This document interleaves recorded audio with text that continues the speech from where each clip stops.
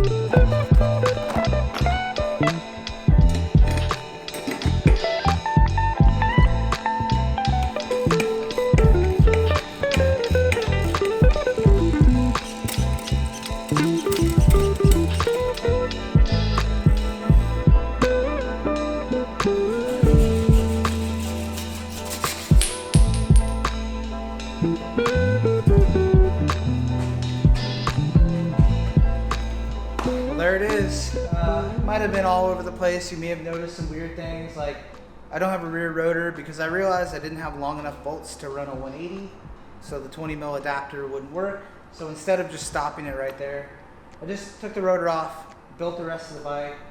Brakes are bled, everything's shifting good, everything's set up. Really all I have to do is basically go home, throw a 160 rotor on if I can't find any longer bolts, and pack the bags. In the future, we'll be doing more stuff. I mean, the channel's gonna be eclectic. It's not gonna be just trucks or just bikes or just anything. It's just gonna be whatever we're doing and whatever we feel like. So if you've been along for the ride from the beginning, I appreciate it. If you're new to the channel, also appreciate it. Be sure to subscribe if you're just finding this video and you were just into the bike content. Obviously, I'll be doing more stuff because I'm gonna start training a lot more and get back into bikes a lot more heavy this year. So thanks again. Thanks for hanging on. I know it was kind of weird. It was more of just kind of like a montage of what we're doing here tonight. So now I think we got like 5.5 hours before we have to be back to the shop to roll out to head to Flagstaff. So we're gonna go home, try to get a few hours of sleep and pack our bags. We'll see you on the next one.